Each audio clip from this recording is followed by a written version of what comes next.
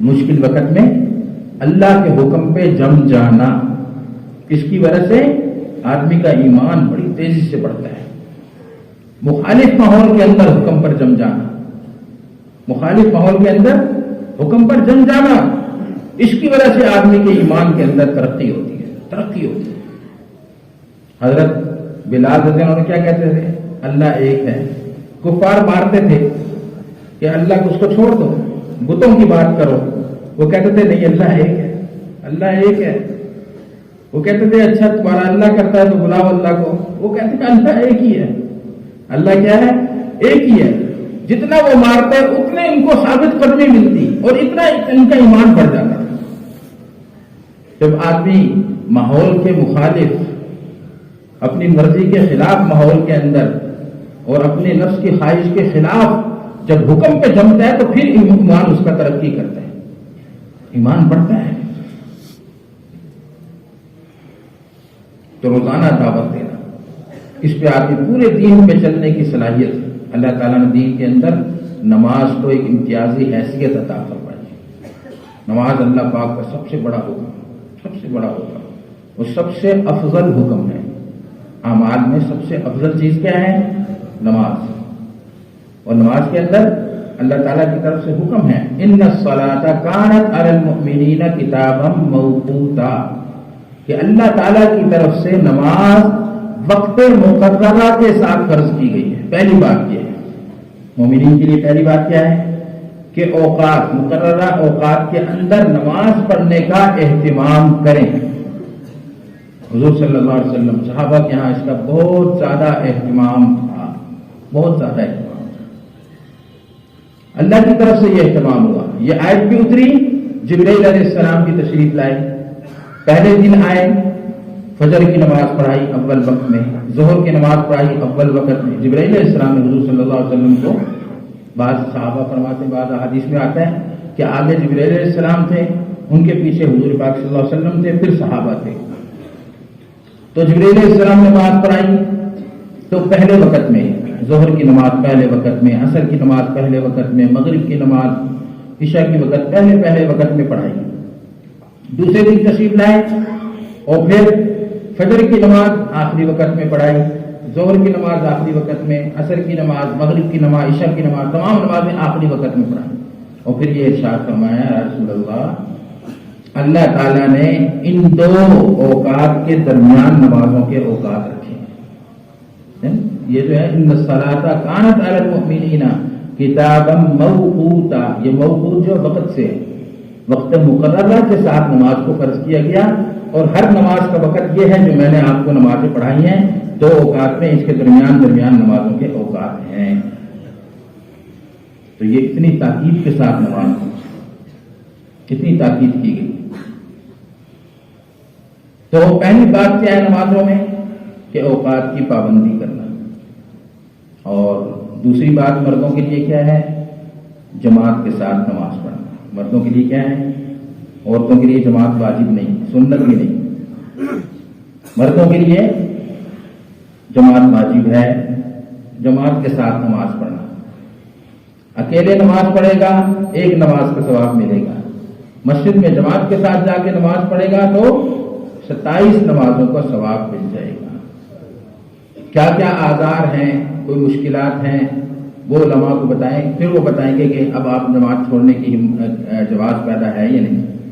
حضرت عبداللہ ابن ام مکتوم رضی اللہ عنہ حاضر خدمت ہوئے، یا رسول اللہ میں نابینا ہوں، لانے والا کوئی نہیں ہوتا، مشکل ہوتی ہے، تو مجھے اجازت عطا فرما دیں کہ میں گھر میں نماز پڑھوں یا مسجد میں پڑھ لوں، جیسے سہولت ہو۔ حضور صلی اللہ علیہ وسلم نے اجازت دے دی، چلے کچھ آگے گئے، حضور صلی اللہ علیہ وسلم بلا لیا، حاضر خدمت ہوئے، فرمایا کہ اذان کی آواز سنتے ہیں؟ عرض کیا جی ہاں۔ فرمایا مسجد میں نماز پڑھا کرو۔ نابینا ہے، فرمایا مسجد میں نماز پڑھا کرو۔ تو علماء نے یہ مستنبط کیا یہاں سے کہ جب ان کو حضور نے تو پہلے اجازت دے دی، تو غالباً حضرت جبرائیل علیہ السلام آئے اور انہوں نے کہا کہ ان کو کہیں کہ نہیں جماعت سے ہی نماز پڑھا، پوچھ لیں کہ اذان کی آواز آتی ہے تو جماعت سے ہی نماز پڑھا کریں۔ گویا کہ اوپر کا نظام متحرک ہو گیا، کیونکہ یہ امت کے لیے سبق ہے، یہ صرف عبداللہ بن ام مکتوم کی بات نہیں ہے، یہ آنے والے کروڑوں اربوں مسلمانوں کے لیے سبق دیا جا رہا ہے کہ جماعت کی نماز اتنی اہم ہے۔ ایک حدیث میں آتا ہے کہ مسجد کے پڑوسی کی نماز مسجد سے باہر نہیں ہوتی، اور پڑوس کے بارے میں کیا آتا ہے، علماء کیا فرماتے ہیں، 40 گھروں تک پڑوس ہوتا ہے۔ کتنے گھروں سے ہوتا ہے؟ 40 گھروں۔ بعض علماء فرماتے ہیں 40 دائیں، 40 بائیں، 40 پیچھے، 40 آگے، گویا کہ چاروں طرف 40 گھر تک پڑوس ہوتا ہے۔ تو اتنا اہتمام ہے مسجد میں آنے کا، تو مسجد میں آ کے نماز پڑھنا۔ اگلی بات نماز میں جو ہے کہ نماز کو جاندار بنانا۔ نماز کو کیا بنانا؟ جاندار بنانا۔ دو چیزوں سے نماز جاندار بنتی ہے، دونوں انتہائی اہم ہیں۔ ایک یہ کہ ظاہری بدن انسان کا سکون سے ہو، ظاہری بدن انسان کا سکون سے ہو، جیسے عام آدمی حرکتیں کرتا رہتا ہے ایسے نہ کرے۔ نماز کے اندر آدمی کو سکون سے رہنا، سکون سے رہنا۔ قیام میں بالکل سیدھا کھڑا ہو، سر کو بھی نہ جھکائے، بہت زیادہ نہ جھکا لے قیام کے اندر، سر کو سیدھا رکھیں، آنکھوں کو اپنے سردے کی جگہ پہ رکھیں۔ رکوع میں جائے تو بالکل سیدھا ہو جائے، سر اور کمر اس کی سیدھی ہو جائیں، سارے اعضاء اپنی جگہ پہ آ جائیں جن جگہوں پہ آنے چاہیے۔ 3 مرتبہ، سنت کا درجہ کتنا ہے؟ 3 مرتبہ سبحان ربی العظیم کہیں، پھر اس کے بعد سیدھا کھڑا ہو، سیدھا کھڑا ہو جائے بالکل، کہ بالکل اعضاء سارے سیدھے ہو جائیں اس کے، اطمینان۔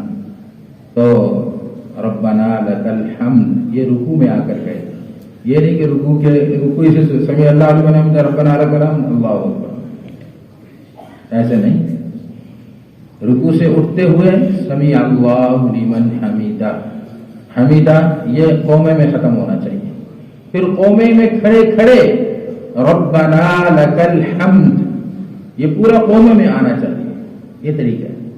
پھر اس کے بعد سجدے میں جائے، پھر اس کے بعد سجدے میں پورے اس کے اعضاء سیدھے ہو جائیں سارے، دونوں کونیاں پہلو سے الگ ہوں، رانے پیٹ سے الگ ہوں، اور تسلی جب بالکل سیدھے ہو جائیں سبحان ربی الاعلیٰ کم از کم درجہ 3 مرتبہ، سنت کا درجہ، فرض کا درجہ 1 دفعہ ہے۔ اس کے بعد پھر بیٹھے، جب جلسے میں بیٹھے، یہاں غلطیاں ہوتی ہیں قومے اور جلسے کے اندر۔ یہ جلسہ آدمی سمجھتا ہے کہ یہ جو فاصلہ ہے ذرا تھوڑا سا دونوں سجدوں کے درمیان، اس کو جیسے مرضی ادا کر لو، ایسا نہیں، بالکل سیدھا ہو کے بیٹھ کے تمام اعضاء سیدھا ہو جائیں، جوڑ بالکل اپنی جگہ پر آ جائیں، اتنی دیر بیٹھے کہ جتنی دیر میں سبحان ربی الاعلیٰ یا سبحان ربی العظیم کہہ سکتے ہیں، پھر دوسرے سجدے میں جائیں۔ حضور صلی اللہ علیہ وسلم، یہ پھر معمولی بات نہیں ہے، علماء نے اس کو واجب قرار دیا ہے۔ حدیث پاک میں آتا ہے کہ ایک صحابی مسجد میں داخل ہوئے، حضور پاک صلی اللہ علیہ وسلم تشریف فرما تھے، مسجد میں آئے، وضو کیا یا وضو کر کے آئے تو جلدی جلدی نماز پڑھ لی، حضور نے بلایا، فرمایا ارجع فصلی فإنک لم تصلی، واپس جاؤ دوبارہ نماز پڑھو، تم نے نماز نہیں پڑھی۔ وہ چلے گئے، جیسے پہلے پڑھی تھی ویسے دوبارہ پڑھ دی، سمجھے نہیں، پھر آئے، پھر کا فرمایا جاؤ واپس جاؤ نماز پڑھو، تم نے نماز نہیں پڑھی، پھر واپس، پھر بلایا، پھر کہا واپس جاؤ، 3 مرتبہ کے بعد ارشاد فرمایا، پھر آپ نے ارشاد فرمایا کہ جب کھڑے ہو تو سکون سے باوقار طریقے سے کھڑے ہو جاؤ۔ رکوع کی ترتیب بتائی کہ رکوع میں جاؤ تو اس طرح سر اور پیٹھ برابر ہو جائیں اور سکون سے، پھر اس کے بعد قوموں میں سکون سے رہو، جیسے میں نے پہلے ترتیب عرض کی نا، یہ ساری آپ نے ارشاد فرمائی۔ اس وجہ سے علماء فرماتے ہیں کہ یہ ضروری ہے، تعدیل ارکان کہتے ہیں، تعدیل ارکان، تمام ارکان کو درست طریقے سے ادا کرنا، یہ واجب بتلاتے ہیں۔ تو نماز میں ایک یہ چیز بھی ضروری ہے کسی چیز میں، اور اس کے ساتھ ساتھ خضوع یہ تو ظاہری طور پہ نماز کے اندر ہو، نماز کو سکون سے پڑھے، اور اس کے ساتھ خشوع کہ پورے توجہ اور دھیان کے ساتھ نماز پڑھے، کہ جب نماز میں داخل ہو اللہ اکبر کہے تو پھر نماز ہی میں رہے، اللہ کی طرف دھیان رہے، نماز سے باہر اس کا دھیان نہ جائے۔ حدیث پاک میں آتا ہے کہ جو 2 رکعت نماز اس طرح ادا کرے کہ اس کی ساری توجہ نماز میں رہے، اللہ کی طرف رہے، اس پہ جنت واجب ہو جاتی ہے۔ 2 رکعت صرف ایسی پڑھی، کتنی قیمتی سی بتائیے۔ ایک حدیث پاک میں آتا ہے جو 2 رکعت اس طرح پڑھ لے کہ نماز کے اندر رہے، اللہ کی طرف دھیان نہ جائے، تو جہنم اس کے اوپر حرام ہو جاتی ہے۔ جو ساری نمازیں ایسے پڑھے کیوں جی، کتنی بڑی بات ہے، کتنا خوش قسمت آدمی ہے۔ تو نمازوں پہ محنت کرنے سے نماز بنتی ہے، یہ ویسے ہی نہیں بنے گی، اس پہ تو محنت کرنا پڑے گی۔ اور پھر ایک ضروری بات، بہت اہم بات، جس کو سارے ساتھی جو ہیں لیں، اللہ کرے میں بھی لوں، آپ بھی لوں، ہم سب عمل کریں کہ کسی مسلمان کو بے نمازی نہ چھوڑے۔ بے نمازی کا کیا مطلب ہے؟ بے نمازی کا مطلب ہے کہ اس کا اللہ سے کوئی تعلق نہیں ہے، اللہ کے قریب جانے کا ارادہ ہی نہیں کیا، اس نے اللہ کے قریب ہونے کا ارادہ ہی نہیں کیا۔ یہ وہ آدمی ہے جو اسلام اور کفر کی سرحد پہ ہے، بڑے خطرناک موڑ پہ ہے۔ ہر مسلمان کو نمازی بنانا، اس کی محنت سماجت کر۔ ہم کتنے مشکل کام اپنے دوستوں سے، ساتھیوں سے، اجنبیوں سے کرا لیتے ہیں۔ کسی سے کوئی کام کرانا ہو، اجنبی ہے بالکل، دنیا کا کام کرانا ہے، کیسے اس سے تعلق پیدا کرتے ہیں، کیسے واسطے تلاش کرتے ہیں۔ تو کوئی مسلمان بے نمازی نہ رہے، بے نمازی نہ رہے کوئی مسلمان۔ تو یہ سب کوشش کریں گے نا انشاءاللہ اپنی اپنی مساجد کے اندر، اور پھر اس کے ساتھ ساتھ کیا ہے، عبادت کا بھی اہتمام کرنا، نوافل کا اہتمام کرنا، ذکر کا بھی اہتمام کرنا۔ ذکر اللہ کے حکموں میں سے بڑا حکم ہے، فرمایا بلا ذکر اللہ اکبر، اللہ کو یاد کرنا بڑا عمل ہے، سب سے بڑا عمل ہے، سب سے بڑا عمل ہے، سب سے بڑا عمل ہے۔ اس لیے فرمایا کسی وقت بھی اللہ کو نہ بھولو، نماز کے اندر بھی اللہ کو بھولنے کی اجازت نہیں، نماز میں بھی اللہ کو یاد رکھو، حج کے اندر بھی اللہ تعالیٰ کو یاد رکھو، روزوں کے اندر بھی اللہ تعالیٰ کو یاد رکھو، کسی موقع پہ اللہ کو بھولو نہیں۔ حتیٰ کہ فرمایا کہ دشمن سے سامنا ہو، اذا لقیتم فئۃ فاثبتوا، دشمن سے سامنا ہو تمہارا تو پہلی بات کیا، ثابت قدم رہو۔ اور اس کے اندر ایک معین چیز کیا ہے تمہارے لیے کہ تم کثرت سے اللہ کا ذکر کرو۔ دشمن کا سامنا ہے، کیا کرو، کثرت سے اللہ کا ذکر کرو، تو اللہ تعالیٰ تمہیں دشمن کے مقابلے میں کامیابی عطا کر دیں گے۔ کہ دشمن کے مقابلے کے وقت بھی اللہ سے غافل نہ ہو۔ یہ کون کرے گا؟ یہ وہ آدمی کرے گا جس کو ذکر کی عادت ہو چکی ہے اللہ کو یاد کرنے کے لیے۔ بھائی اللہ پاک بڑی عظیم الشان ذات ہے، جس کا اللہ سے تعلق جڑ گیا بس اس کے کام ہو گئے سارے۔ اللہ سے قرب حاصل کرنے کا ایک بڑا ذریعہ اللہ کا ذکر ہے، اللہ کا ذکر ہے۔ یہ جو ہے اچھا، اللہ کے ذکر میں ایک بڑی بات جو بڑی میٹھی بات ہے، بڑی پیاری لگتی ہے دل کو، ایمان والے خوش ہوتے ہیں جس بات سے۔ حدیث پاک میں آتا ہے جب بندہ میرا ذکر کرتا ہے تو میں اس کے ساتھ ہوتا ہوں، جب بندہ مجھے یاد کرتا ہے تو میں کہاں ہوتا ہوں؟ میں اس کے ساتھ ہوتا ہوں۔ اگر مجھے اپنے جی میں یاد کرتا ہے تو میں بھی اسی طرح اس کو یاد کر رہا ہوتا ہوں، چپکے چپکے۔ اور جب میرا مجمع کے اندر ذکر کر رہا ہوتا ہے تو میں اس مجمع سے بہترین مجمع یعنی فرشتوں کے مجمع میں اس کو یاد کر رہا ہوں۔ سبحان اللہ، سبحان اللہ۔ اس بات سے کیا پتہ لگا کہ اللہ تعالیٰ بندوں کا بڑا قدردان ہے۔ اللہ تعالیٰ بندوں کو غلام نہیں سمجھتا اپنا، اللہ تعالیٰ بڑا قدردان ہے۔ اللہ تعالیٰ کے یہاں بندوں کی محنت کی بڑی قدر ہے، بندوں کے اعمال کی بڑی قدر ہے۔ وما قدر اللہ حق قدری، 2-3 جگہ اللہ تعالیٰ نے یہ مضمون کہا ہے کہ ان بندوں نے مجھے پہچانا نہیں ہے، ان بندوں نے میری قدر نہیں کی، ان دونوں بندوں نے میری قدر نہیں کی ہے۔ میں کتنا قدردان ہوں پہچانتے ہی، کتنی بڑی بات ہے۔ اس لیے علماء نے لکھا ہے، علماء نے فرمایا ہے یہ جو 3 تسبیحات ہیں یہ مصنون تسبیحات ہیں۔ حدیث پاک میں اس کا بڑا ذکر آیا ہے مختلف کلمات کے ساتھ، لیکن ان کا مجموعہ یہی نکلتا ہے، خلاصہ یہی نکلتا ہے۔ سوئم کلمہ سبحان اللہ والحمد للہ ولا الہ الا اللہ اللہ اکبر۔ حدیث پاک میں آتا ہے جب بندہ یہ کلمات کہتا ہے تو یہ کلمات کہتے ہی سیدھے عرش پہ جاتے ہیں اور عرش کے ارد گرد گھومتے ہیں اور ان کی بھنبھناہٹ کی آواز ہوتی ہے۔ تو یہ اللہ پاک توفیق عطا فرمائے۔ صبح شام 100 مرتبہ اور درود شریف پڑھنا، حضور اکرم صلی اللہ علیہ وسلم پر درود شریف پڑھنا۔ سارا دین حضور صلی اللہ علیہ وسلم کے واسطے سے ملا، ساری شریعت حضور کے واسطے سے ملی۔ دین قیامت تک جتنا بھی چمکے گا یہ حضور کی محنت کے طفیل چمکے گا، حضور کی دعاؤں کے طفیل چمکے گا، اور ہمیں جو کچھ ملا ہے حضور کو طفیل ملا ہے۔ یہ جو عظیم الشان محنت دعوت تبلیغ کی ملی، حضور کو طفیل ملی ہے، اور قیامت کے دن حضور کے ہی انشاءاللہ طفیل ہم جنت میں جائیں گے سارے۔ تو آپ کے ہمارے اوپر بڑا حق ہے، بڑا حق ہے، بڑا حق ہے۔ اللہ کے ہاں بڑا درجہ ہے، حضور کا اللہ تعالیٰ کے ہاں بڑا درجہ ہے۔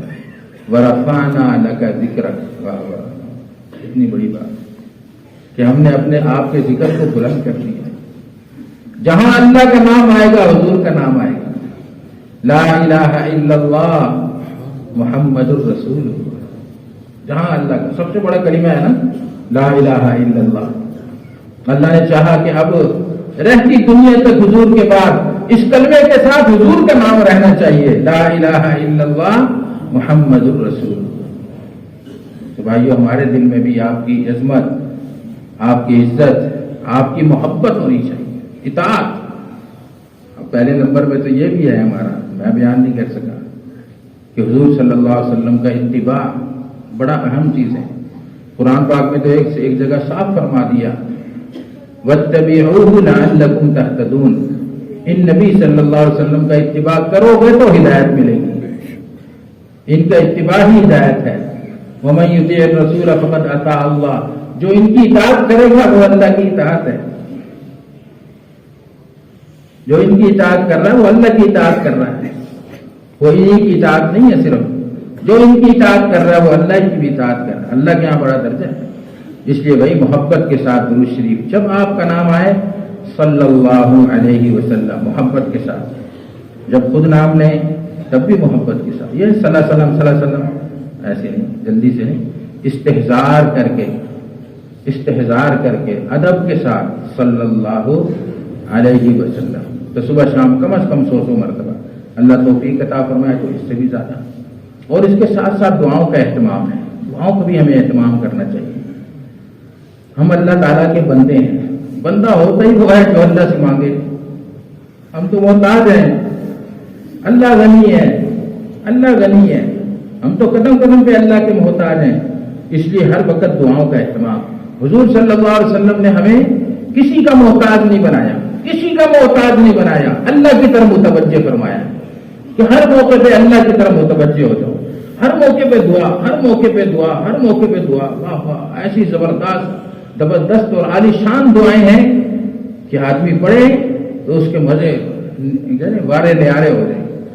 اب صبح کی دعاؤں میں ایک دعا پڑھتا ہوں، اصبحنا واصبح الملک للہ رب العالمین، اللہم انی اسألک خیر ھذا اليوم، یا اللہ میں اس دن کی خیر مانگتا ہوں، فتحہ، اس دن کی فتوحات، رحمتیں اتریں، برکتیں اتریں، چیزیں تقسیم ہو مجھے بھی ملے، پیسے تقسیم ہو مجھے بھی ملے، جو کچھ تقسیم ہو تیری رحمت سے مجھے بھی ملے، فتحہ ونصرہ، اس دن میں تیری جو نصرت مدد اترے مجھے بھی حصہ ملے، وبرکتہ، اس دن میں جو برکتیں اترے مجھے بھی حصہ ملے، وہداہ، جو ہدایت اترے اس میں سے مجھے حصہ مل جائے، آج دن بھر تیری رہنمائی میں سارے کام کروں۔ کیسی زبردست ہے، کیوں جی؟ جو صبح کو پڑھ لے گا سارے دن کی خیریں ہو گئی نہیں ہوگی۔ اصبحنا واصبح الملک للہ والحمد کلہ للہ، اعوذ باللہ الذی یمسک السماء ان تقع علی الارض الا باذنہ، من شر ما خلق وزرع وبرع۔ یہ صبح کو پڑھ لیں۔ فرمایا سارے دن شیطان سے، آسیب سے، جادو سے، برائیوں سے، ہر چیز سے اللہ اس کی حفاظت فرمائے گا۔ صبح کی دعاؤں میں اللہم ما اصبح بی من نعمت او باحد من خلقک فمنک وحدک لا شریک لک فلک الحمد ولک الشکر۔ یا اللہ صبح کا وقت ہے، اس وقت جو نعمت جس بندے پر اتری ہے اور جو نعمت مجھ پر اتری، یا اللہ صرف تیری طرف سے ساری نعمتیں، تیرے لیے شکر ہے، تیری ہی تعریف ہے۔ تو یہ دعائیں ہیں بھائی، یہ دعائیں ہیں.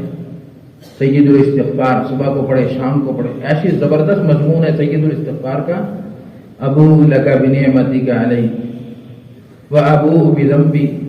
یا اللہ مجھے اقرار ہے کہ تیری بے شمار نعمتیں ہیں مجھ پر، اور مجھے اپنے گناہوں کا بھی اقرار ہے کہ تو اتنی نعمتیں کر رہا ہے، میں گناہ کر رہا ہوں، یا اللہ مجھے معاف فرما دے. اس میں ایک جملہ ہے اعوذ بک من شر ما صنعت. اس میں ایک جملہ یہ ہے، یا اللہ جو گناہ میں نے کیے، یا اللہ اس کی نحوست سے میں تیری پناہ مانگتا ہوں. گناہوں کی نحوست ہوتی ہے، گناہوں کی نحوست ہوتی ہے. ایک گناہ کرنے سے دوسرے گناہ کی طرف بندہ چلتا ہے، شیطان کو راستہ مل جاتا ہے. ایک گناہ کرنے کی وجہ سے خیر کی توفیق سلب ہو جاتی ہے. ایک گناہ کرنے کی وجہ سے گناہوں سے نیکیوں سے دل میں غیر مانوسیت دوری پیدا ہو جاتی ہے. یہ گناہوں کی نحوست ہے. فرمایا کہ یہ دعا اعوذ بک من شر ما صنعت، یا اللہ جو کرتوت کیے ہیں ان کے شر سے، ان کی نحوست سے میں تیری پناہ چاہتا ہوں. تو دعاؤں کا اہتمام کریں. گھر میں داخل ہونے کی دعا، گھر سے نکلنے کی. ہمیں موٹی موٹی دعائیں تو یاد ہوتی ہیں مسجد وغیرہ کی، سونے اٹھنے کی، لیکن تفصیلی دعائیں سونے اٹھنے کی، صبح شام کی ساری دعائیں پڑھیں، ساری دعاؤں کا اہتمام کریں. اور ہماری آگے بڑھنا چاہیے نا، دعاؤں میں اضافہ ہونا چاہیے، دعاؤں میں اضافہ ہونا چاہیے. دعاؤں کی برکت سے ایک تو یقین بڑھتا ہے آدمی کا، دعا میں اللہ کی طرف متوجہ ہوتا ہے نا. آدمی کہتا ہے اللہ سے ہوتا ہے، یقین میں اضافہ. دوسری بات، جو مطلوب ہے اللہ تعالیٰ وہ عطا فرماتا ہے دعا کی برکت سے. تیسری بات کہ دعاؤں کے اہتمام میں حضور صلی اللہ علیہ وسلم کی اتباع ہے. اور بھائیو آپس کے معاملات ٹھیک رکھنا، معاشرت، آپس کا رہن سہن اچھا ہونا چاہیے. رہن سہن کی بنیادی چیزیں حضور صلی اللہ علیہ وسلم ارشاد فرماتے ہیں، حضور نے ارشاد فرمایا کہ مکارم اخلاق چار ہیں. چار چیزیں مکارم اخلاق میں سے ہیں، جس کو ہم اردو میں کہیں گے اخلاق کریمانہ. صل من قطعک، جو تم سے رشتہ توڑے اس سے رشتہ جوڑو. جو رشتہ توڑے اس سے، حدیث پاک میں آتا ہے، اسی سے متعلق بات ہے. لیس الواصل بالمکافی انما الواصل الذی اذا قطعت رحمہ وصلہ. کہ برابر برابری کرنے والا صلہ رحمی کرنے والا نہیں ہے، رشتے جوڑنے والا وہ نہیں ہے کہ وہ رشتہ جوڑے تو یہ بھی جوڑے، وہ توڑے تو یہ بھی توڑے. فرمایا کہ یہ تو برابری سے ادلا بدلا کرنے والا ہے. صلہ رحمی کرنے والا وہ ہے کہ جب اس سے رشتہ توڑا جائے تو وہ اس کے جوڑنے کی فکر کرے. یہ ہے صلہ رحمی کرنے. یہ کریمانہ، اخلاق کریمانہ میں سے ایک بات. واعف عمن ظلمک، جو تجھ پر زیادتی کرے اس کو معاف کر دو. جو تم سے زیادتی کرے اس کو کیا کرو؟ معاف کر دو. دوسری بات. تیسری بات، وآت من حرمک، جو تجھے نہ دے اس کو بھی دے. یہ اخلاق اپنانے کے بھائی، جو تمہیں نہ دے اس کو بھی دو. اب ہمارے سے بڑا دیندار اوقات لگائے ہو، ہم کیا کہتے ہیں؟ یار اس نے دیا تھا اس موقع پہ، ہم بھی دیں گے. فلاں نے دیا تھا ہم بھی دیں گے. انہوں نے نہیں دیا ہم بھی نہیں دیں گے. نہیں، کریمانہ اخلاق کیا ہے؟ جو نہ دے اس کو بھی دو.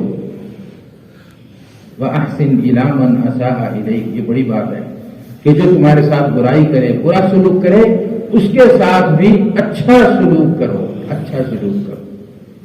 یہ کریمانہ اخلاق. اس تک راستہ پانے کے لیے ضروری ہے ایک تو آدمی کے اندر غصہ نہیں ہونا چاہیے. اچھا غصہ فطری چیز ہے، کیا کرے آدمی؟ حدیث پاک میں آتا ہے، حدیث میں دعا ہے، یہ بھی دعا بتائی حضور نے، وَأَذْهِبْ غَيْظَ قَلْبِي، یا اللہ میرے غصے کی تیزی کو ختم کر دے. غصے کی تیزی کو ختم کر دے. ایک تو یہ اللہ سے دعا مانگے. نرمی ہونی چاہیے طبیعت کے اندر، نرمی اللہ پاک سے مانگے. حدیث پاک میں آتا ہے نرمی جہاں آتی ہے اس کو مزین کر دیتی ہے، خوبصورت بنا دیتی ہے، اور جہاں سختی آتی ہے اس کو بدمزہ کر دیتی ہے. نرمی اللہ تعالیٰ سے مانگنا. جو نرم مزاج والا ہوتا ہے لوگ اس سے جڑتے ہیں، جو سخت مزاج ہوتا ہے لوگ اس سے ٹوٹتے ہیں، کہتے ہیں نہیں جی اس کو ہمارے ساتھ نہ کرو. اس کے ساتھ جماعت نہیں بناتے. وہ جماعت بناتا ہے، ایک کو جوڑتا ہے، دوسرے کو جوڑتا ہے، پہلا ٹوٹ چکا ہوتا ہے، تیسرے کو جوڑتا ہے تو دوسرا ٹوٹ چکا ہوتا ہے. کیونکہ مزاج میں کیا ہے؟ سختی ہے. اللہ تعالیٰ سختی کو پسند نہیں فرماتا. اللہ تعالیٰ نرمی کو پسند فرماتا ہے. کوئی معذور ہے تو اللہ پاک سے مانگ لے. یہ طبیعتیں اللہ پاک بدل دیتا ہے, طبیعتیں بدل جاتی ہیں. طبیعتوں کو بدلنے کا کیا مطلب؟ جہاں سختی کرنی چاہیے وہاں سختی کریں, جہاں سختی نہیں کرنی چاہیے وہاں نہ کریں, یعنی محل بدل جاتا ہے ان کا. تو اچھے اخلاق, اور اس میں اچھے اخلاق پیدا کرنے کے لیے میں بتا رہا ہوں کہ کن چیزوں سے اچھے اخلاق بنتے ہیں. ایک اور چیز, حسن ظن, اچھا گمان رکھے اپنے مسلمان بھائی سے, اچھا گمان رکھے, بدگمانی نہ کرے کسی بات میں. ارے بدگمانی کرنے کے لیے ثبوت چاہیے. قیامت کے دن پوچھا جائے گا بدگمانی کیوں کی, کیا ثبوت ہے؟ وہ بندہ ثبوت پیش نہیں کر سکے گا. حسن ظن کے لیے کسی ثبوت کی ضرورت نہیں, اچھا گمان کرنے کے لیے کسی ثبوت پیش کرنے کی ضرورت نہیں, کہ حسن ظن کا حکم ہے کہ مسلمانوں سے اچھا گمان رکھو, اچھا گمان رکھیے. اس کی وجہ سے بھی حسن اخلاق اچھے ہو جاتے ہیں. اور ایک اور چیز جس کی وجہ سے اخلاق اچھے ہوتے ہیں کہ دوسری کی خوبیوں کو دیکھیں, کمیوں کو نہ دیکھیں. اس کے دیکھو, جس چیز کو بندہ دیکھتا ہے وہ چیز پیدا ہو جاتی ہے. حدیث پاک میں آتا ہے جو کسی کو کسی عیب پر ٹوکتا ہے جب تک اس عیب میں خود مبتلا نہیں ہوتا اس وقت تک اس کو موت نہیں آتی. تانا نہیں دینا چاہیے, دوسروں کی خوبیاں دیکھیں. خوبیاں دیکھنے کی برکت سے اللہ اس کے اندر بھی خوبیاں پیدا فرما دیں گے. مسلمان تو کانوں کی طرح ہے. فرمائے الناس معادن کمعادن الذهب والفضة, یہ لوگ ایسے ہیں جیسے سونے چاندی کی کانیں ہوتی ہیں. ایسے ہیں لوگ, خوبیاں ہیں لوگوں کے اندر, خوبیاں ہیں لوگوں کے اندر. تو خوبیاں دیکھو. ایک اور بات جس کی وجہ سے بندے کے اخلاق اچھے ہوتے ہیں کہ اپنے اندر تواضع پیدا کرے, اپنے آپ کو بڑا نہ کرے. جو دنیا دار ہوتے ہیں وہ کیا کہتے ہیں, ہم تو سید ہیں جی, پتہ لگے کہ ہم سید ہیں, یوں کرو. ہم تو چودھری ہیں جی, ہم تو راجے ہیں جی, ہم تو خان صاحب ہیں جی. یہ چیزیں, یہ شیطانی چالیں ہیں ساری. تکبر اللہ تعالیٰ کو ذرہ پسند نہیں.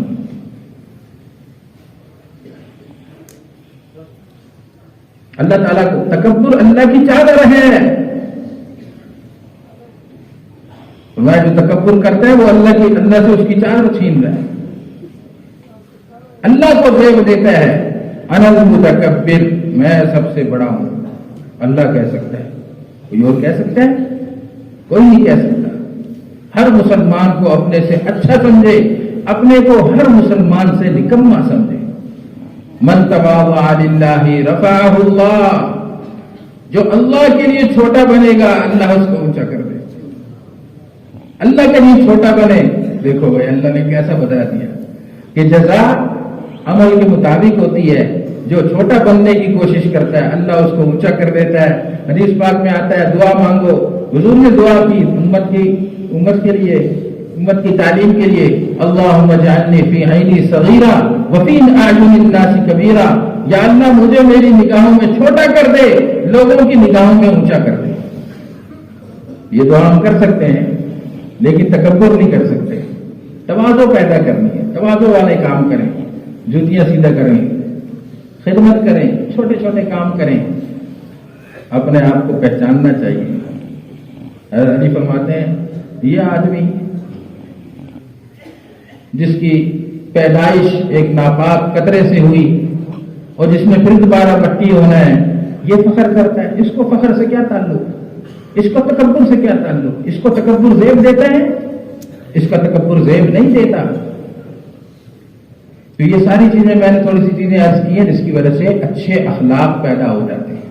اور بھائیو جو کچھ بھی کرنا اللہ کی رضا کے لیے کرنا. اللہ کو وجہ عمل اللہ کی ذات ہونی چاہیے, اللہ کی رضا کے لیے کرنا. چھوٹا سا عمل ہو, جذبہ زیادہ ہو, اخلاص زیادہ ہو, اس کا ثواب بڑھ جاتا ہے. بہت بڑا عمل ہو, ریاکاری آ جائے, دکھلاوا آ جائے, سنانے کا جذبہ آ جائے, دنیا کو حاصل کرنے کی نیت ہو, دنیا کو حاصل کرنے کی نیت ہو, مرتبہ حاصل کرنے کی نیت ہو, بہت بڑا عمل ہو, اللہ کے ہاں حقیر ترین ہے. حقیر ہے یہ عمل, کچھ بھی نہیں ہے, چونٹی ہے یہ عمل, کچھ بھی نہیں. وہ حدیث بڑی عبرتناک ہے جس میں 3 بڑے بڑے عمل بتائے, شہید ہے, قاری ہے, سخی ہے, کہ نہیں اللہ کے لیے نہیں کیا, سارے عمل بھی ضائع ہو گئے, ساری زندگی کے اعمال دیکھو، جان دے دی، ساری زندگی پڑھنا پڑھانا کیا، سارا مال خرچ کر دیا سخاوت میں، لیکن اللہ کے لیے نہیں ہے، وہ عمل بھی بیکار اور ایسا مردود ہوا کہ جہنم کے اندر اوندے منہ اس کو ڈال دو۔ بڑی عبرتناک بات بھائی، اس کی مشق کرنے کی ضرورت ہے۔ اس لیے ہمارے حضرات کیا فرماتے ہیں، بڑی اچھی بات ہے، سادہ سی بات ہے، سادہ سی بات کہ عمل سے پہلے تصحیح نیت ٹھیک کرو، عمل کے دوران بھی نیت ٹھیک کرو اور عمل کے بعد بھی کرو۔ دیکھو، اچھا میں حضور پاک صلی اللہ علیہ وسلم کی ایک حدیث پاک پڑھتا ہوں، بڑی بہترین حدیث ہے، آپ کو پوری سناتا ہوں، بہت اچھی حدیث ہے، بڑا حوصلہ ہوتا ہے، بندہ خوش ہو جاتا ہے۔ گناہ گاروں کے لیے، میرے جیسے گناہ گاروں کے لیے بڑی عمدہ حدیث ہے۔ اللہم انی استغفرک لما تبت الیک ثم عدت فیہ، یا اللہ میں معافی مانگتا ہوں ان گناہوں سے جن سے توبہ کر چکا تھا پھر دوبارہ کر دیے، وَأَسْتَغْفِرُكَ لِلنِّعَمِ الَّتِي تَقَوَّيْتُ بِهَا عَلَى مَعْصِيَتِكَ، یا اللہ معافی مانگتا ہوں ان نعمتوں سے جن کے ذریعے سے تیری معصیت پہ میں نے قوت حاصل کی، تو نے مجھے نعمتیں دی، میں نے ان نعمتوں کو ذریعہ بنایا تیری نافرمانی کا، یا اللہ میں معافی مانگتا ہوں۔ اگلی بات ہے اس موقع کو بتا دوں۔ ایک اور بات، بندہ نیت کرتا ہے میں یوں کروں گا، آئندہ سے یوں کروں گا، پھر نہیں کر سکتا۔ وَأَسْتَغْفِرُكَ لِمَا أَعْطَيْتُكَ مِن نَفْسِي ثُمَّ لَمْ أُوفِ لَكَ بِهِ، میں نے نیت کی تھی یا اللہ یہ عمل کیا کروں گا ہمیشہ، پھر میں نہ کر سکا، یا اللہ اس کی بھی معافی مانگتا ہوں۔ کہا تھا، سوچا تھا ہر مہینے 1000 روپے صدقہ کرنے ہیں، لیکن نہیں کر سکا، وعدہ کیا تھا اللہ سے، یا اللہ معاف کر دے، دیکھو اس کی بھی معافی ہو جائے گی۔ اگلی بات، وَأَسْتَغْفِرُكَ لِكُلِّ خَيْرٍ أَرَدتُّ بِهِ وَجْهَكَ فَخَالَطَنِي فِيهِ مَا لَيْسَ لَكَ، یا اللہ میں معافی مانگتا ہوں ان تمام نیکیوں سے بھی جن میں میں نے آپ کے لیے کرنے کا ارادہ کیا کہ آپ کے لیے کروں گا، پھر دوسری نیتوں میں شامل ہو گئی، یا اللہ ان نیکیوں کو بھی معاف کروا دے۔ کیا معلوم ہوا کہ بندہ اخلاص کے ساتھ دوسری نیت میں شامل ہو جائے تو بعد میں توبہ کر لے، بعد میں معافی مانگ لے، گڑ گڑا کے معافی مانگ لے، امید ہے کہ انشاءاللہ مقبول عمل کا ثواب مل جائے گا۔ لیکن کوشش میں لگے رہنا چاہیے بندے کو، اپنے عمل کو خالص کرنے کی، اللہ کے لیے کرنے کی کوشش میں لگے رہنا چاہیے۔ یہ چھوٹی سی بات نظر آتی ہے لیکن یہ بہت بڑی ہے، حقیقت میں یہ بات ہے۔ اللہ تعالیٰ ہم سب کو توفیق عطا فرمائے اور سارا دین ہماری زندگی میں بھی زندہ ہو جائے، دین میں پختگی حاصل کر لیں، ساری دنیا کے انسان دین پر چلتے ہوئے، پورے دین کو اپناتے ہوئے چلتے چلتے اللہ تعالیٰ کی جنت میں داخل ہو جائیں۔ اللہ کے خزانے میں کوئی کمی ہے؟ اللہ تعالیٰ ساری دنیا کے انسانوں کو اس دنیا سے 10 گنا بڑی نہیں 1000 گنا بڑی جنت دے دے تو اس کے خزانوں میں اتنی بھی کمی نہیں آئے گی جتنی کمی کے سمندر کے اندر سوئی ڈال کے اس کے ساتھ پانی آ جاتا ہے۔ زیادہ سے زیادہ فرمایا کہ اتنی ہی کمی آئے گی۔ یہ کوئی کمی ہے؟ یہ نہ ہونے کے برابر بھائی، کیوں نہ سارے انسان جنت میں جائیں نا؟ کیوں ان کے جانے سے میری اور آپ کی جنت کم ہو جائے گی؟ نہیں، بلکہ اگر ہم ان کو لے جائیں گے ساتھ اور ان کو لے جانے کی فکر کریں گے تو ہماری موجودہ جنت سے کتنے گنا بڑھ کر ہمیں جنت مل جائے گی۔ اس کے لیے دعوت و تبلیغ کی محنت ہے، دعوت و تبلیغ کی محنت بڑی عظیم الشان محنت ہے، بڑا عظیم الشان کام ہے، بڑا عظیم الشان کام، بڑا عظیم الشان۔ اللہ تعالیٰ نے اس امت کو اٹھایا ہی دعوت پہ، اٹھایا ہی دعوت پہ، کئی سال تک احکام نہیں آئے، دعوت۔ حضور صلی اللہ علیہ وسلم غار حرا میں عبادت کے لیے تشریف لے جاتے، ایک دن جبریل علیہ السلام آئے، پیچھا 2 دفعہ 3 دفعہ، پھر سورہ اقرا اس کی تلاوت کی، آپ نے بھی تلاوت کی، واپس آئے، بہت گھبرائے ہوئے تھے۔ حضرت خدیجہ رضی اللہ عنہ نے آپ کی بڑی ڈھارس بندائی، بڑی حوصلہ افزائی کہ آپ تو بڑے اخلاق والے ہیں، غریبوں کی مدد کرتے ہیں، کمزوروں کی مدد کرتے ہیں، جو بوجھ والے ہیں، جن کے اوپر بوجھ آ جاتا ہے کسی قسم کا بوجھ، آپ ان کے بوجھ کو برداشت کرتے ہیں، اللہ تعالیٰ آپ کو ضائع نہیں کرے گا۔ اپنے بھائی کے پاس لے گئی، چچا زاد بھائی ورقہ بن نوفل، اور ان سے جا کے درخواست کی، سارا قصہ بتایا انہوں نے کہا یہ تو وہی ناموس ہے، وہی فرشتہ ہے جو عیسیٰ علیہ السلام پہ آیا تھا، اور اللہ نے آپ کو نبی بنا دیا ہے، اور ان قریب آپ کی قوم آپ کو مکہ سے نکال دے گی۔ حضور نے فرمایا میری قوم مجھے نکال دے گی؟ آپ کو وہم و گمان میں بھی نہیں تھا، اتنی عزت تھی آپ کی، اتنی عزت تھی آپ کی، وہم و گمان نہیں تھا آپ کا۔ کہا ہاں نکالے گی، کاش کہ میں اس وقت زندہ ہوتا اور تمہاری مدد کرتا، تمہاری قوم تمہیں نکالے گی۔ ہر نبی کے ساتھ ایسا ہوتا ہے۔ حضرت خدیجہ رضی اللہ عنہا مسلمان ہو گئی، تصدیق کر لی نا آپ کی، تو مسلمان ہو گئی، اور پھر ام جمیل رضی اللہ عنہ کے پاس گئی، حضرت عمر بن خطاب کی بہن، ان کو جا کے دعوت دی، وہ بھی مسلمان ہو گئی۔ حضرت ابوبکر صدیق رضی اللہ عنہ سے ملاقات ہوئی، آپ نے فرمایا یوں ہوا ہے، انہوں نے فوراً تصدیق کر دی۔ حضور نے فرمایا ایک کسی موقع پہ کسی صحابی نے کچھ کہا حضرت ابوبکر صدیق کے بارے میں، فرمایا تم میری وجہ سے ابوبکر کو چھوڑ دو، میری وجہ سے ابوبکر کی رعایت کیا کرو، اس نے اس وقت میری تصدیق کی جب سارا مکہ میرے مخالف تھا۔ اور یہ نہیں کہ چھوٹے آدمی تھے اس نے تصدیق کر لی، نہیں، مکہ کے بڑے سرداروں میں تھے، فیصلے کیا کرتے تھے، معمولی آدمی نہیں، چیف جسٹس شمار ہوتے تھے عرب کے، اتنے بڑے آدمی تھے اور بڑے مالدار آدمی تھے کہ پیسے کی ضرورت بھی نہیں تھی، عزت کی ضرورت بھی نہیں تھی۔ آدمی دو وجہ سے کرتے ہیں نا، دو وجہ سے کسی کے ساتھ ہوتا ہے، چلو مجھے عزت مل جائے گی، پیسہ مل جائے گا۔ حضرت ابوبکر صدیق رضی اللہ عنہ کے پاس پیسہ بھی بہت تھا، 4 دکانیں تھی کپڑے کی، اور عزت بھی بڑی تھی، چیف جسٹس سے زیادہ عزت ہوتی کسی، عزت بھی تھی حضور کی۔ فرمایا اس وقت تصدیق کی جب کوئی تصدیق کرنے والا نہ تھا، میری وجہ سے ان کی رعایت کیا کروں۔ اب کیا ہوا؟ ایمان قبول کر لیا، فوراً تصدیق کی اور دعوت کے کام میں لگ گئے۔ ایک عالم فرماتے ہیں، مولانا سعید خان صاحب فرماتے تھے کہ لوگ عام طور پہ کہتے ہیں کہ حضرت ابوبکر صدیق نے پوچھا کہ میرا کیا کام، تو آپ نے فرمایا جو میرا کام تمہارا کام۔ یہ بات نہیں ہے، یہ آتی نہیں ہے حدیثوں میں، یہ کہیں بھی روایت نہیں ہے، بلکہ حضرت ابوبکر صدیق رضی اللہ عنہ خود پہلے دن 5 آدمیوں کو لائے، 6 آدمیوں کو لائے، 5 آدمیوں کو لائے، پھر دوسرے دن 4 آدمیوں کو، 9 آدمی 2 دن میں لائے، جن میں 6 آدمی عشرہ مبشرہ میں بھی شامل ہوئے۔ کیا بات تھی، یہ کیا بات ہے کہ ادھر تصدیق کرتے ہیں ادھر دائی بنتے ہیں، ادھر تصدیق کرتے ہیں ادھر دائی بنتے ہیں۔ 2 وجہ ہیں اس کی، ایک تو یہ کلمہ حضور پاک صلی اللہ علیہ وسلم کی صحبت کی برکت سے ایسا دلوں کے اندر اترتا تھا کہ وہ آدمی کو پریشان کر دیتا تھا کہ جب تک یہ کلمہ کوئی نہیں پڑھے گا اس کی نجات نہیں ہوگی، تو فوراً اپنے دوستوں کے پاس، جاننے والوں کے پاس جا کے ان کو کلمہ پڑھاتے تھے، یہ کلمہ نہیں بیٹھنے دیتا تھا۔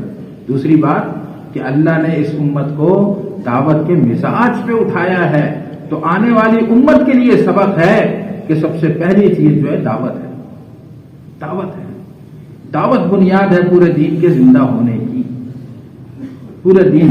اچھا دعوت ہماری پورے دین کی دعوت ہے، پورے دین کی دعوت ہے، اس لیے دعوت کی محنت کے اندر پورے دین کا نور ہے، اعمال کا نور ہوتا ہے نا، نماز کا اپنا نور ہے، ذکر کا اپنا نور ہے، تلاوت کا اپنا نور ہے۔ یوم تری المؤمنین والمؤمنات یسعی نورہم بین ایدیہم وبایمانہم، تم دیکھو گے اے مخاطب، تم مسلمان مردوں اور عورتوں کو، مومن مردوں اور عورتوں کو دیکھے گا کہ قیامت کے دن یہ ان کے اعمال کا نور ان کے دائیں بائیں ہر طرف ہوگا، روشنی کے اندر چل رہے ہوں گے، سارے اندھیرے کے اندر ہوں گے، یہ روشنی کے اندر چل رہے ہوں گے۔ بشراکم الیوم جنات تجری من تحتہا الانہار خالدین فیہا ذالک ھو الفوز العظیم، تمہیں خوشخبری ہو، باغات ہیں جن کے نیچے سے نہریں جاری ہوں گی، اور یہ بڑی کامیابی ہے، بڑی کامیابی ہے۔ تو اعمال کا نور ہوتا ہے، تو دعوت کیونکہ پورے دین کی ہے۔ ہم جو دعوت دیتے ہیں ایک چیز کی دعوت نہیں دے رہے، ہم تو پورے دین کی دعوت دے رہے ہیں کہ پورے دین کو، تم دین پہ چلو، پورے دین پر چلنے میں دنیا اور آخرت کی کامیابی ہے۔ ہم جز کی دعوت نہیں دیتے، ہم پورے دین کی دعوت دے رہے ہیں، پورا دین اور پوری دنیا کے انسانوں کو سامنے رکھ کے یہ دعوت دے رہے ہیں۔ اس لیے یہاں پہ جو دعوت دے گا، یہاں پہ جو دعوت دے گا، اللہ تعالیٰ ایک تو پورے دین کو زندہ فرمائے گا اور ساری انسانیت کو سامنے رکھے اس کے اثرات ڈالے گا۔ تو یہ دعوت پورے دین کی ہے، پورے دین کی دعوت ہے۔ تو دعوت پہ اٹھایا اس امت کو. بھائیو یہ ہماری محنت ہے, یہ ہمارا کام ہے. حضور اکرم صلی اللہ علیہ وسلم نے حجۃ الوداع میں صحابہ سے ایک تو یہ فرمایا, ہو سکتا ہے میں اگلے سال تمہیں نہ دیکھ سکوں, ہو سکتا ہے کہ میں اگلے سال تمہیں نہ دیکھ سکوں. پھر پوچھا حل بلغت الا حل بلغت, کیا میں نے, اللہ نے میرے ذمے جو تبلیغ کا کام کیا ہے میں نے پورا کر دیا اور تمہیں پہنچا دیا سارا کچھ؟ تو صحابہ نے کیا کہا, بلغت الرسالہ ادیت الامانہ نصحت الامہ کشفت الغمہ وجاہدت فی اللہ حق جہادہ. یا رسول اللہ آپ نے پہنچانے کا حق ادا کر دیا, آپ نے پہنچانے کا حق ادا کر دیا. کوئی خفا کوئی پیچیدگی آپ نے نہیں چھوڑی, بالکل واضح کر دیا, روزے روشن کی طرح واضح کر دیا. حضور نے کہا اللہم اشہد, اے اللہ گواہ رہنا, اے اللہ گواہ رہنا, اے اللہ گواہ رہنا کہ میں نے اپنی امت کو پورا دین پہنچا دیا. ایک اور حدیث میں آتا ہے تو کوئی کام ایسا نہیں جو کرنے کا ہو میں نے تمہیں کرنے کو نہ کہہ دیا ہو, اور کوئی کام ایسا نہیں جو نہ کرنے کا ہو اور میں نے تمہیں منع نہ کیا ہو, میں نے تمہیں منع نہ کیا ہو. اس لیے قرآن میں آتا ہے وما آتاکم الرسول فخذوہ وما نہاکم عنہ فانتہوا, کہ جو تمہیں رسول صلی اللہ علیہ وسلم کہیں کہ کرو اس کو کرو, اور جس کام سے منع فرمائے اس سے رک جاؤ. فرمایا جو کرنے کے کام تھے وہ بھی میں نے تمہیں بتا دیے, جن سے رکنا چاہیے وہ بھی میں نے تمہیں سارے بتا دیے. اور صحابہ نے اقرار کیا کہ پورا دین آپ نے پہنچا دیا. حضور نے فرمایا فلیبلغ الشاہد منکم الغائب, ہو سکتا ہے اگلے سال میں نہ ہوں, اب تمہاری ذمہ داری ہے کہ تم غائبین تک اس دین کو پہنچاؤ. تو کام آپ نے منتقل فرمایا اس امت سے. ایسے ہی نہیں ہے یہ بات, ایسے ہی نہیں ہے یہ بات, کام کو منتقل فرمایا. اور یہ جو آیت ہے یہ بڑی عظیم الشان آیت ہے, بہت اس امت کے حق میں بہت بڑی خوشخبری ہے. کنتم خیر امۃ اخرجت للناس تأمرون بالمعروف وتنہون عن المنکر وتؤمنون باللہ, کہ تم تمام امتوں میں بہترین امت ہو, تمام امتوں میں بہترین امت ہو. تمہیں پیدا ہی کیا گیا ہے لوگوں کے نفع کے لیے. کس لیے پیدا کیا گیا؟ لوگوں کے نفع کے لیے. کیا ہے لوگوں کا نفع؟ تم لوگوں کو نیکی کا کام کہتے ہو, نیکی کا حکم دیتے ہو, برائیوں سے منع کرتے ہو, دنیا میں نیکیاں پھیلاتے ہو, برائیوں کو ختم کرتے ہو. یہ تمہارا کام ہے, اسی وجہ سے تمہیں بہترین کہا گیا ہے. حضرت عمر رضی اللہ عنہ فرماتے ہیں, حضرت عمر رضی اللہ عنہ فرماتے ہیں کہ یہ آیت ہم صحابہ کو خطاب ہے. کیوں جی؟ اس وقت امت کا کون سا حصہ تھا؟ صحابہ موجود تھے نا. کنتم خیر امۃ, تم بہترین امت ہو, تم بہترین امت. تو کون موجود تھے اس وقت؟ صحابہ موجود تھے. تو حضرت عمر رضی اللہ عنہ فرماتے ہیں کہ صحابہ کو خطاب ہے, لیکن قیامت تک آنے والی امت میں جو اس آیت کی شرط کو ادا کرے گا اور لوگ دنیا کے اندر نیکیاں پھیلائے گا, برائی کو ختم کرے گا, نیکیوں کا حکم کرے گا, برائیوں سے منع کرے گا, وہ بھی خیر امت میں داخل ہو جائے گا, ہو جائے گا. لیکن جو ایسا نہیں کرے گا وہ مشکل میں پڑے گا, وہ خیر امت کا دعویٰ نہیں کر سکے گا. اس لیے بھائیوں یہ کام ہماری ذمہ داری ہے, ہم میں سے ہر ایک کی ذمہ داری ہے. اور اس امت اس کام کے ساتھ وہ باتیں ہیں جو نبیوں کے ساتھ, نبیوں کی محنت کے ساتھ جو باتیں ہیں, سارے اس امت کے ساتھ بھی وہ باتیں. جب امت اس کام پہ کھڑی ہوگی تو اللہ تعالیٰ وہ اجر عطا فرمائے گا جو نبیوں کو اللہ پاک عطا فرمایا کرے گا. قیامت کے دن دعوت تبلیغ کی برکت سے ان کا نور ایسے ہوگا جیسے انبیاء کا نور ہوتا ہے, اور اعمال کی قیمت بھی اسی اعتبار سے ہوگی. اس لیے بھائیوں اس کام کو اپنا کام بنانا, اپنا کام سمجھنا, اپنی زندگی کا مقصد سمجھنا کہ یہ ہماری زندگی کا مقصد ہے, اور اس کو اپنے لیے سعادت سمجھنا. کھانا پینا, کمائیوں کا کیا حاصل ہے؟ کمائیوں کا حاصل کیا ہے؟ کھانا پینا, پہننا, ایک جگہ سے دوسری جگہ جانا. یہ ساری دنیا کر رہی ہے نہیں کر رہی؟ یہ ضرورتیں ہیں بھائی, یہ ہمارے مقصد نہیں ہے. حتیٰ کہ جانور بھی یہ سارے کام کر رہے ہیں. یہ ہمارا مقصد نہیں ہے، اور اس کے لیے کمائیوں میں لگنا یہ بھی ہماری زندگی کا مقصد نہیں ہے، یہ کوئی مقصد نہیں ہے۔ کمائیوں میں لگنا، دنیا کو کمانا، دنیا کی اللہ کے ہاں کوئی قدر و قیمت نہیں۔ اس لیے جو دنیا کو سامنے رکھ کے کمائیوں کی شکلوں میں لگے گا، اس کی کمائی، اس کی محنت کی اللہ کے ہاں کوئی قدر و قیمت نہیں۔ ہاں اس میں داخل ہو سکتا ہے الدنیا ملعون وملعون ما فيها الا ذکر اللہ وما والاه وعالما او متعلما۔ فرمایا دنیا ملعون ہے، ساری دنیا، دنیا کی ہر چیز اللہ کی رحمت سے دور ہے، اللہ کی لعنت میں داخل ہے، ملعون ہے، جو کچھ اس میں ہے سب ملعون ہے۔ ہاں اللہ کا ذکر، اللہ کی یاد، اللہ کے احکامات، اللہ کی عبادت، وما والاه، اور اتنی دنیا جو اللہ کے ذکر کے اندر، اللہ کے احکام کو قائم کرنے میں، اللہ کے دین کو دنیا میں پھیلانے میں جو دنیا معین ہو، جو مال معین ہو، وہ اللہ کی لعنت سے بچا ہوا ہے، باقی سب اللہ کی لعنت میں ہے۔ وعالماً، عالم بھی اللہ کی لعنت سے بچا ہوا ہے، او متعلماً، یا علم دین حاصل کرنے والا وہ بھی اللہ کی لعنت سے بچا ہوا ہے۔ بھائیو اس کام کو مقصد بنائیں، اس مقصد کے پیش نظر جو عبادت ہوگی، جو نماز ہوگی، جو ذکر ہوگا، جو تلاوت ہوگی، اس کی قیمت اس اعتبار سے لگے گی، معمولی بات نہیں ہے یہ۔ جو ساری دنیا کو نیت کر کے، ساری دنیا کی ہدایت کی نیت کر کے محنت کرے گا، اللہ تعالیٰ اس کے ایک ایک عمل کا اثر دنیا بھر میں ڈالے گا۔ ایسی بات نہیں ہے، اس کی نماز کا اثر ہوگا، اس کی تلاوت کا، اس کے ذکر کا، ساری دنیا کی ہدایت میں اضافہ ہوتا چلا جائے، بشرطے کہ نیت کرے کہ یہ دعوت تبلیغ کی محنت میرے کام ہے اور ساری دنیا کے انسانوں کو ہدایت مل جائے، یہ میری منتہائی مقصد ہے، انتہائی مقصد میرا یہ ہے۔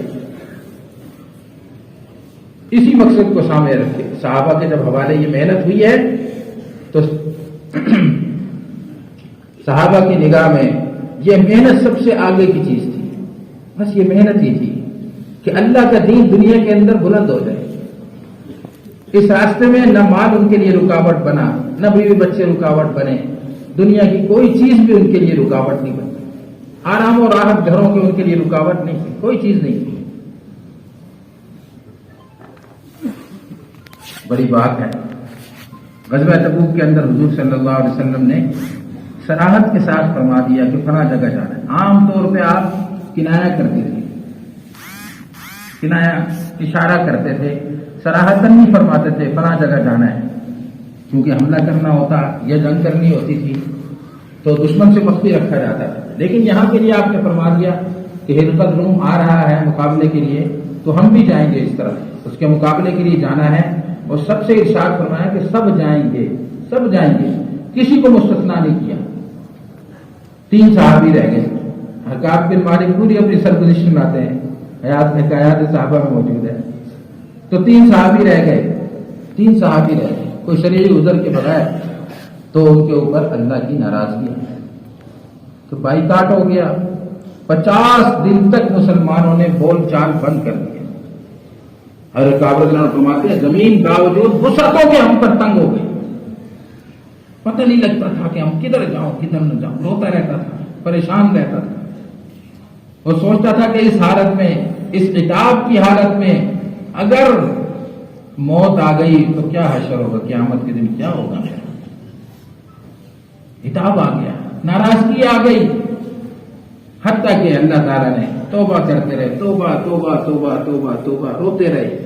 50 دن بعد اللہ کی طرف سے معافی آ گئی۔ وَعَلَى الثَّلَاثَةِ الَّذِينَ خُلِّفُوا حَتَّى إِذَا ضَاقَتْ عَلَيْهِمُ الْأَرْضُ بِمَا رَحُبَتْ وَضَاقَتْ أَنفُسُهُمْ وَظَنُّوا أَن لَّا مَلْجَأَ مِنَ اللَّهِ إِلَّا إِلَيْهِ، کسی اور طرف نہیں گئے، سمجھتے تھے کہ نجات بھی یہیں سے ملے گی، جہاں سے پکڑ آئی ہے وہیں سے نجات بھی ملے گی، اس لیے لگے رہے معافی معافی معافی۔ تو جب کہا جائے نکلو تو نکلنا چاہیے، جب ضرورت ہو نکلنے کی پھر نہ نکلنا، یہ نہیں ہے کہ یہ کام کریں گے تو مل جائے گا، بڑا اجر ملے گا، نہیں کریں گے تو کوئی پوچھ نہیں۔ یہ امت ذمہ دار ہے، نبوت ختم ہو چکی ہے، حضور پاک صلی اللہ علیہ وسلم آخری نبی ہے، ساری امت، ہر امت ہی ذمہ دار ہے، یہ ہمارے ذمے ہے۔ خود بھی اس کے لیے نکلنا ہے، اوروں کو بھی تیار کرنا ہے۔ یہ جان مال لگانا، اللہ کے راستے میں نکلنا، یہ نقل و حرکت اور یہ اعمال کی فضائیں قائم کرنا، یہ ہدایت کے اترنے کے ذرائع ہیں۔ اللہ آج دیکھ رہا ہے کہ دنیا کے اندر میرا دین مردہ ہے، دین زندہ نہیں ہے دنیا کے اندر۔ ان مسلمانوں کے اندر کتنی فکر ہے، کتنے درد ہے، کتنی طرف ہے، کتنی کڑن ہے۔ کون اپنا جان لگا رہا ہے، کون جان لگا رہا ہے، کون اپنا مال لگا رہا ہے۔ جتنی جان لگے گی، جتنا مال لگے گا، ہدایت اترے گی۔ حضور نے اس بنیاد پہ صحابہ کو اٹھایا کہ دین کی محنت کے لیے، دین کو پھیلانے کے لیے جان مال لگانا آسان ہوتا ہے۔ ابھی تو ہم یہ اعمال کرتے ہیں، چلنے کے لیے نکلنا، 4 مہینے کے لیے، ابتدائی چیزیں ہماری تربیت کے لیے، سیکھنے کے لیے۔ انتہا تو اس پہ ہے کہ ہر مسلمان یہ کہے کہ میری جان، میرا سارا مال دین کے لیے حاضر ہے، جہاں چاہے بھیجو، جتنے وقت کے لیے چاہے بھیجو، جب تک دین نہیں پھیلے گا میں واپس نہیں آؤں گا۔ یہ ہے انتہا، اس پہ آنا ہے، اور ہر مسلمان کو اس پہ لانا ہے، ہر مسلمان کو اس پہ لانا ہے، اپنے آپ کو اس پہ تیار کرنا۔ اللہ تعالیٰ دلوں کو دیکھتے ہیں، اللہ تعالیٰ دلوں کو دیکھتے ہیں، یہ کیا چاہ رہے ہیں۔ اللہ تعالیٰ تمہاری صورتوں کو، تمہاری مالوں کو نہیں دیکھتے، اللہ تعالیٰ دلوں کو، چاہت کو دیکھتے ہیں۔ جہاں پہ کتنے ایسے ہوں گے جن کی دل کی چاہت، یا اللہ میں ساری دنیا میں پھر جاؤں، جیب میں 5 روپے نہیں ہوں گے، اللہ اس کے دلوں کو دیکھ رہا ہے، ان کو بھی دیکھ رہا ہے۔ جو چل سکتے ہیں، جا سکتے ہیں، آسانیاں اللہ نے انہیں دی ہیں، لیکن نیت نہیں کر رہے، اللہ ان کے دلوں میں بھی جھانک رہے ہیں۔ یعلم خائنۃ الاعین وما تخفی الصدور، اللہ تعالیٰ آنکھوں کی خیانت کو جانتا ہے، دل جو چھپا کے رکھے ہوئے ہیں، جو دلوں میں چھپا ہوا ہے، اللہ اس کو جانتا ہے۔ اللہ دیکھ رہا ہے کوئی کیا سوچ رہا ہے۔ ڈرنا نہیں ہے بھائی، اللہ کی بنیاد پہ چلنا ہے، اس بنیاد پہ نکلنا ہے کہ کرنے والا اللہ ہے۔